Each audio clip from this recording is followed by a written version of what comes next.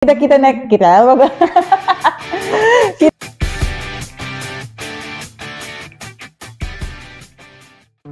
Welcome to Scrub Mentality.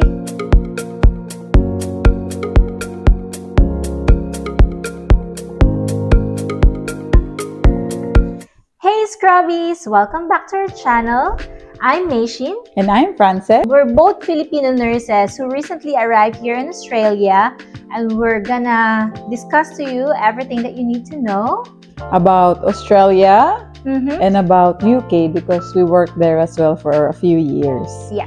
So we're gonna talk about the differences of the two countries, UK and Australia, in terms of rosters, benefits, leave, and other perks that's available for their nurses. So are you ready? Let's go! So the first one is pag-uusapan natin yung roster, work schedule natin back in UK and dito sa Australia. Yung feeling mo na araw-araw ka nalang nagtatrabaho. Dito ba ako nakatira? Dala ako nakunan. So sa UK, sa NHS, basically sa emergency department, kadalasan full-time tayo doon, which is 37.5 hours. Yes, yeah.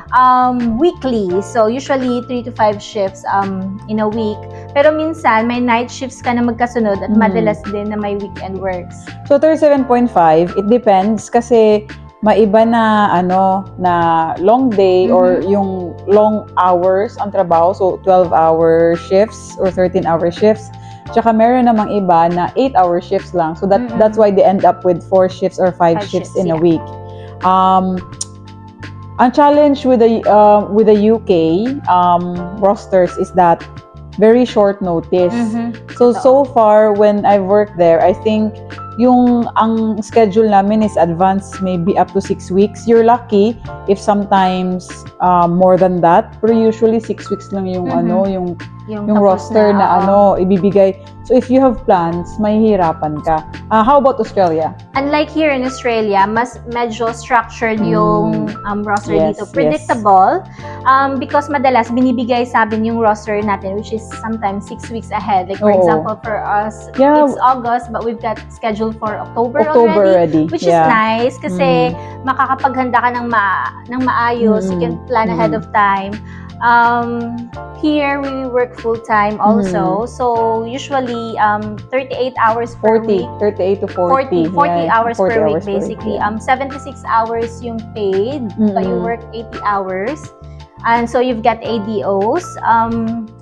Pero dito, there's a difference because we've got 8-hour shift, 10-hour shifts, and 12-hour shifts. Yeah. So medyo nagva-vary din doon kung saan I think it depends kung saan hospital ka nag-work, anong area yung pinatrabahuan mo. That's why nagva-vary yung hours of work mo. Totoo. Pero pa din, it meets the criteria na dapat 80 hours per fortnight or per 2 weeks. Fortnight it's a term here na ginagamit nila every 2 weeks. So fortnight, yun. So every fortnight yung sahod. Yeah. Speaking of ADOs, accrued day off. So dito sa Australia, if you do overtime or extra hours, naiipon ito bilang ADO. Para siyang libreng day off na you can use to whatever you want. Yeah. So it's really nice, parang bonus day off. Think of it as bonus day off. So for example, I think every month we have one accrued ADOs. ADO, yeah. So every month may one day off bonus.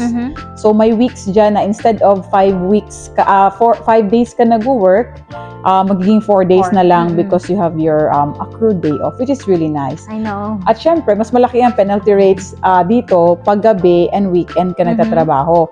So mas mataas ang kita mo kung weekend or nights compared sa day shifts. Dahil sa penalties. Dahil sa penalties. You would know. Kasi queen ng gabi na to. Sa UK, ayaw nito ng gabi. Dito, gustong-gustong gabi na lang to always. Mas malaki talaga nakukuha mo penalty rates, which is approximately 50%. Malaking tulong yun, di ba? Sa sahod. I saw your payslip. Malaking tulong talaga, guys. Ako nag-weekend ako. So, weekend ako 2 days. So, malaki din siya talaga, guys.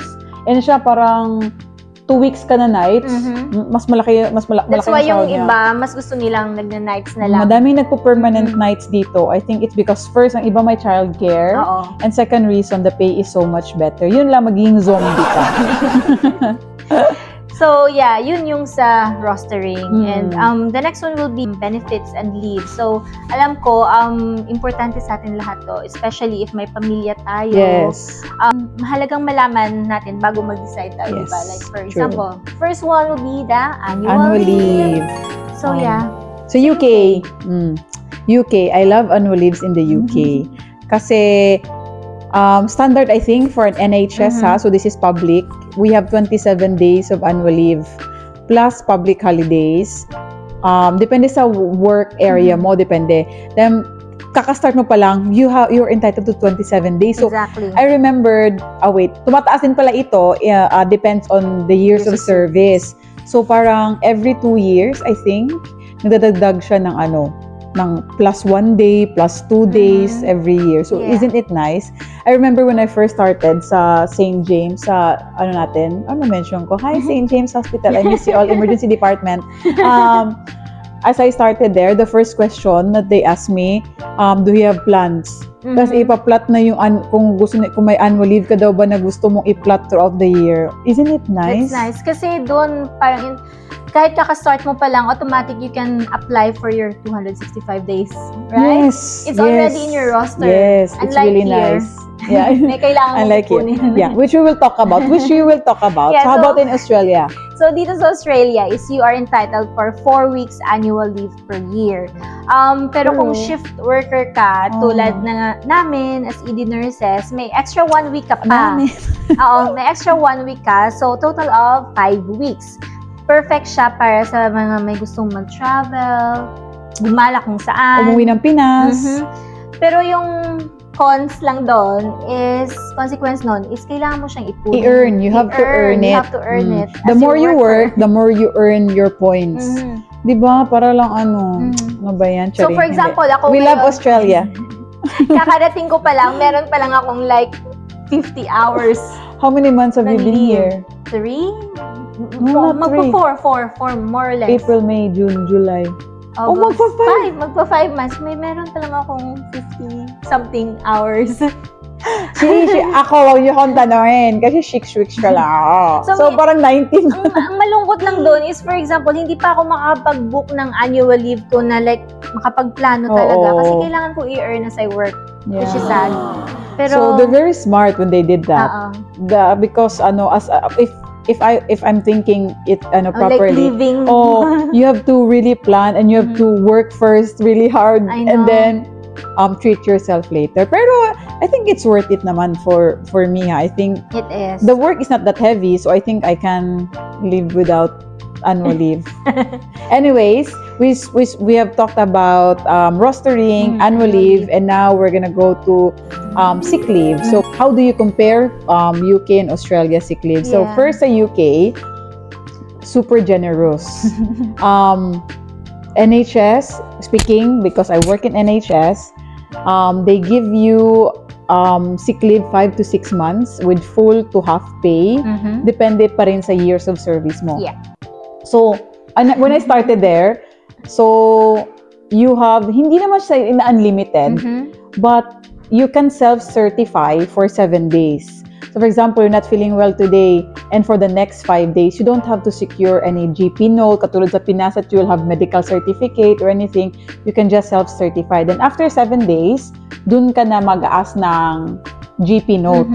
Tapos, kung God forbid, if something happens to you, na you will last for 5 to 6 months, you will still have pay. It's really, they're really generous there. And I've experienced it because I've worked in NHS.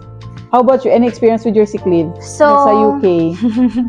So, sa UK, it's very easy because hindi ka na kailangan tumawag sa GP kung like mga 1 to 3 days lang yan. Kung mga like short sick leave Yeah, lang it's really nice. Yeah, so dun nga yung minention mo na like unlimited sickness. Yeah.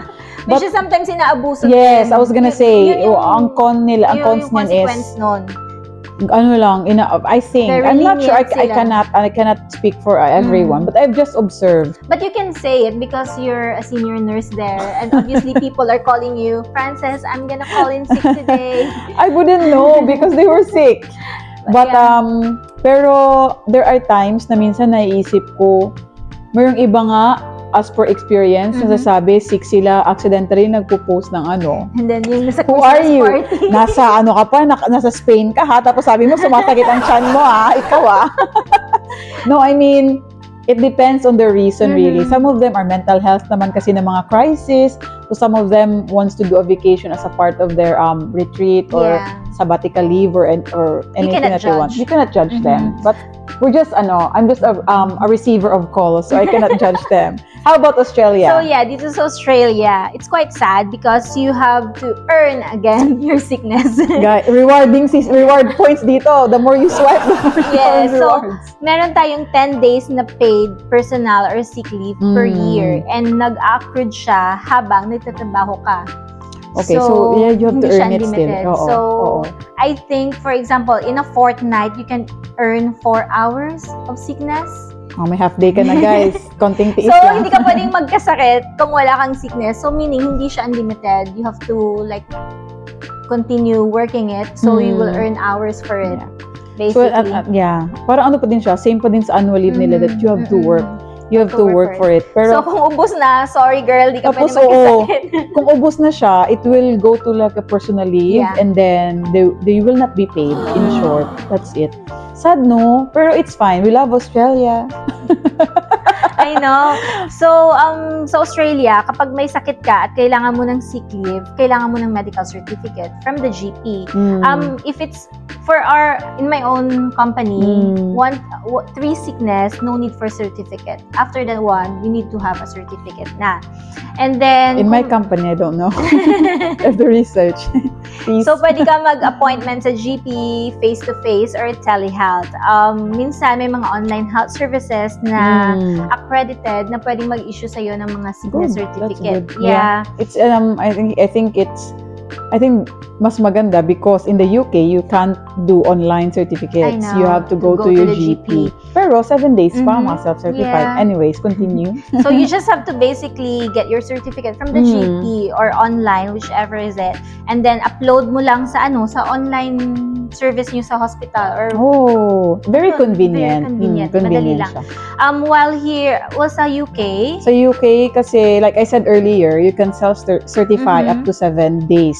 So I think that's not just in my trust. I think that's NHS wide siya na Then after 7 days, that's when you go to your GP and say, "Hi, I'm not." So and GP are really easy to talk to. Like when you say, "I'm still having like fever," or "I just don't feel well to go to work." No more questions. They will just give you They will give you your GP note.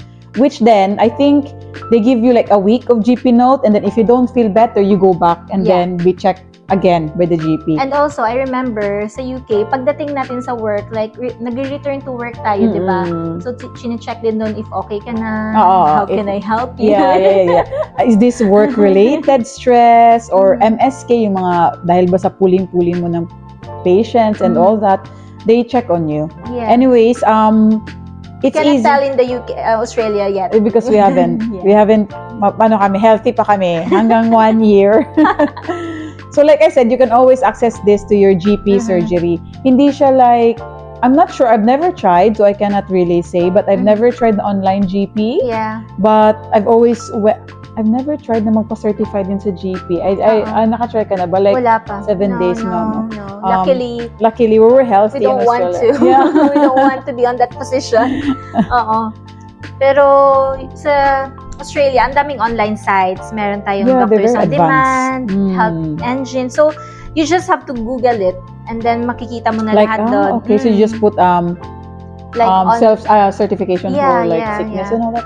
So I've never tried. I know. We don't want to try, but just for you guys to know. So just as I mentioned, Doctors on Demand, Health Engine, Covio, GP to you, telehealth, and dami-dami option, guys. So you just have to type sa Google like certificate for sick leave and everything. I bet they will all go.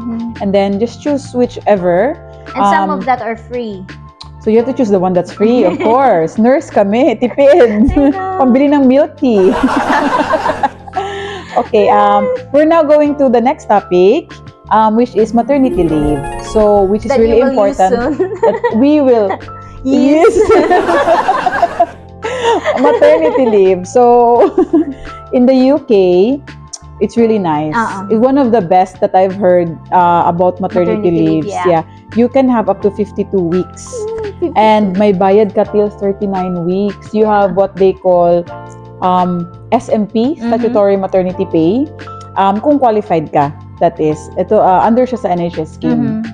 So, you will be paid according to your band, di ba? It depends on your band. And then, SMP mo is up to, I think, up to... So, the higher the position, the higher the benefits? Yeah. And I just think, because we have a friend, right, Krishna? She had higher pay. She was paid as a band 6 even though she was on maternity leave. So, I think that's a good way. 52 weeks, can you imagine? 52 weeks is... meron na namang loading dito. Divide by 4. 40, 10. 6 months. It's like almost a year. A year ang maternity leave. Tapos, pwede mo pa yung i-ano. Like, annual leave mo before, then annual leave mo after ng maternity. So, you'll have a longer maternity leave. Kaya minsan yun yung ginagawa nila, di ba? Dinidikit nila yung bakasyon nila. Oo. Tapos, can you, imagine, 39 weeks you will be paid. I mean, I think first 3 to 6 months, I'm not sure really, but you have a full, and then after 6 months, SMP na lang. It's like, kung here, I think it's Centrelink. That's the equivalent. The one from the government that they give you. How about Australia?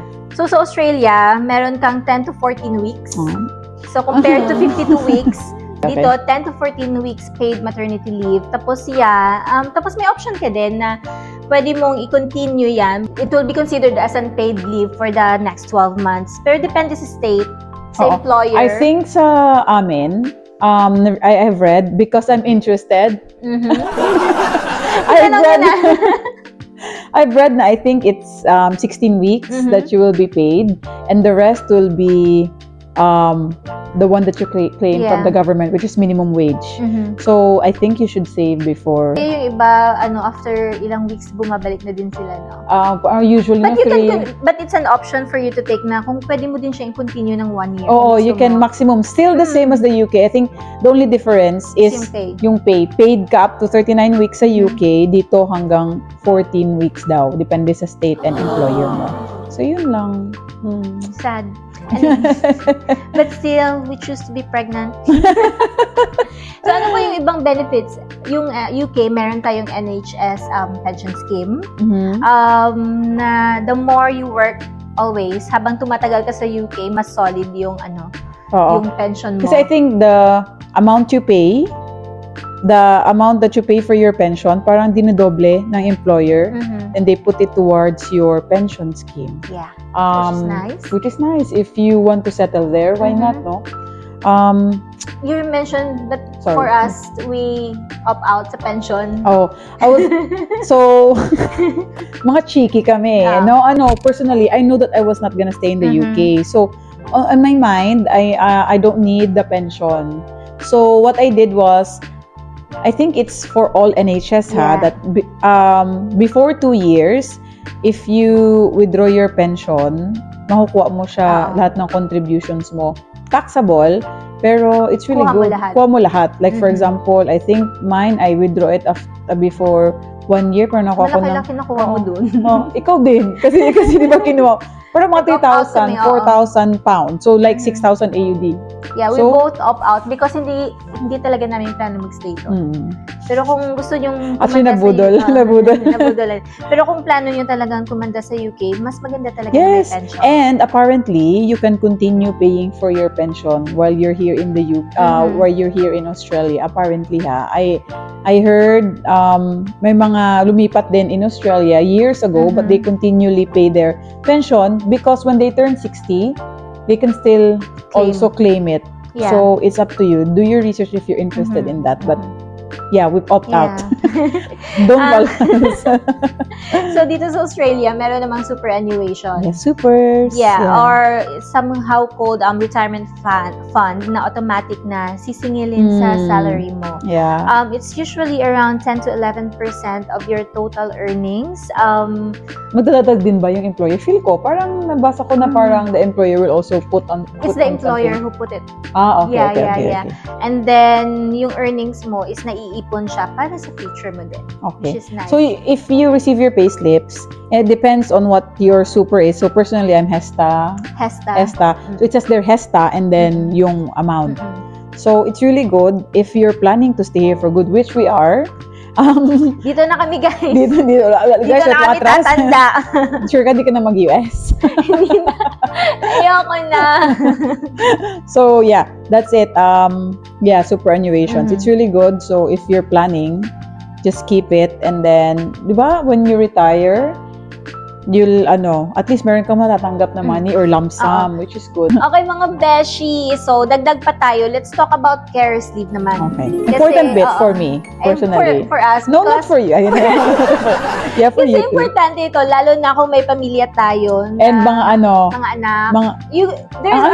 Mga anak, mga asawa, ubo. I can't kasi breathe. hindi mo alam yung pwedeng mangyayari, di ba? Yeah, true. May mga tao tayong inaalagaan. Our loved ones.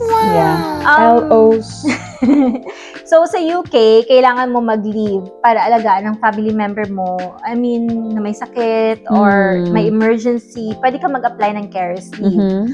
Usually, kailangan mo magbigay ng proof tulad ng GP letter. Siguro kung long-term. Kung long-term, kung mga medical certificate.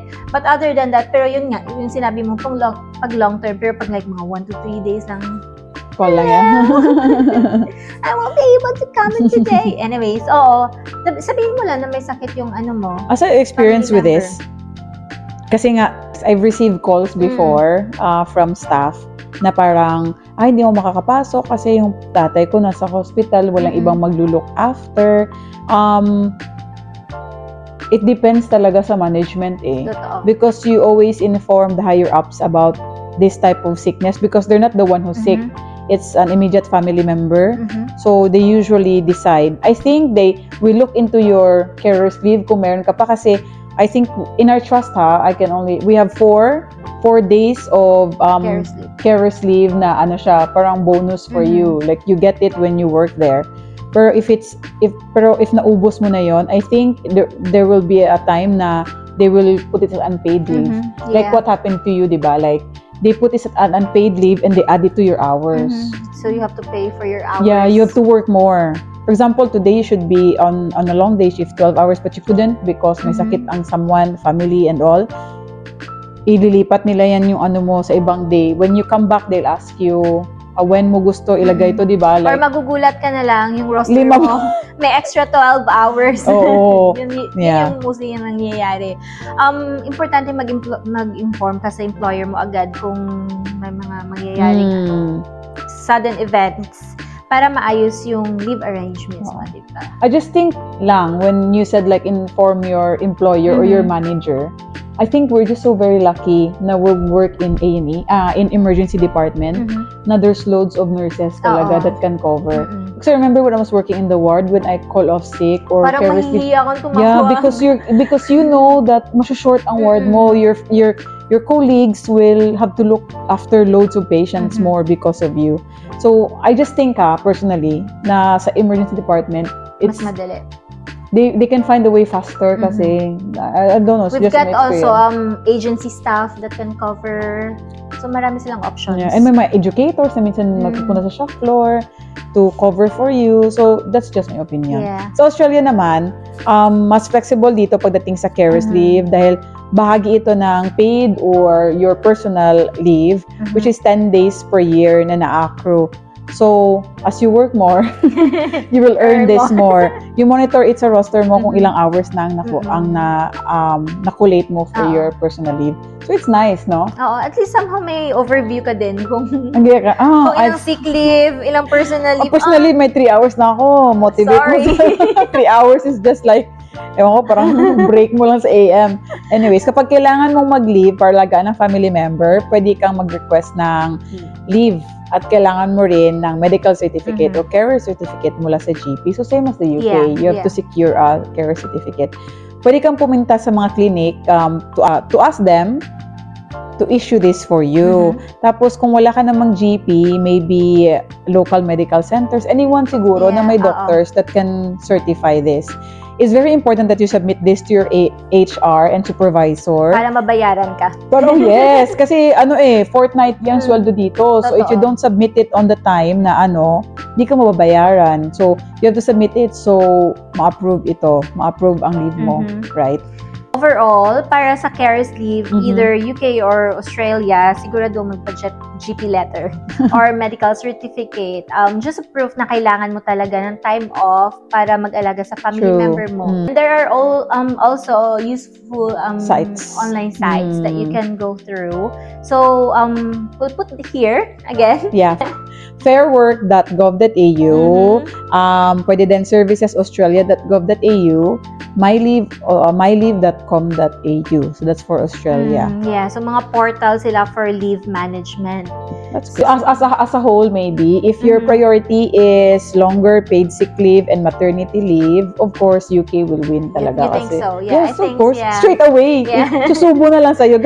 Mag-annual leave ka na. Kunin mo na itong annual leave para ikaw pa yung pipilitin, di ba? Pero kung gusto mo naman ng mas mahabang annual leave, mas bet ng marami dito sa Australia, lalo na yung mga shift workers kasi may dagdag ng 1 week leave. Plus yung ADO. Perfect. Yes, na minsan kailangan mo talagang pahinga kasi ED is stressful. Totoo. I don't think so. I'm kidding. Uy, saranghe Australia. mas stressful kasi yung ED natin doon. Kaya nasabi mo yun. So, just to summarize, sa UK, mas flexible, pero minsan, mas stressful ang roster. Better sick leave and maternity leave. And then, if mas matagal yung servisyo mo doon, the higher the benefits. I think, sa Australia naman, mas predictable ang roster, better pay with nights and weekends because of penalty rates, dagdag annual leave for shift workers, diba kasi may plus 1 week off ka, and ADOs para naman sa mga extra nating gala. Hindi pahinga, gala, hindi. Walang magpapahinga. Walang magpapahinga sa pamilyang to. So guys, kung may tanong kayo tungkol sa buhay nurse sa UK and then sa Australia, o kung gusto nyo mga tips kung paano mag-prepare for working abroad, comment kayo sa baba. We'd like to share more. We really do try to think of topics every week for you guys na will help you. Yeah. And nag-i-enjoy naman din kami. So it's good for both of us. Win-win. Ingat kayo palagi. Tandaan na however how hard you work, how tired you might be, the important thing is we take care of our patients. Exactly. We show them that we care for them and we love for them. And I think that's what nursing is all about, right? Especially mga Pinoy. Global, international pride. Kita-kits tayo next week. Kita-kits sa next video. Yun, nabubulol na ako kasi... Don't forget to like and subscribe. And click the bell. Click the bell somewhere there. We're slowly growing and we appreciate everyone who watches our videos. Thank you so much. Please do share our channel. Do share. Share them. TikTok, Facebook, and YouTube. Bye-bye!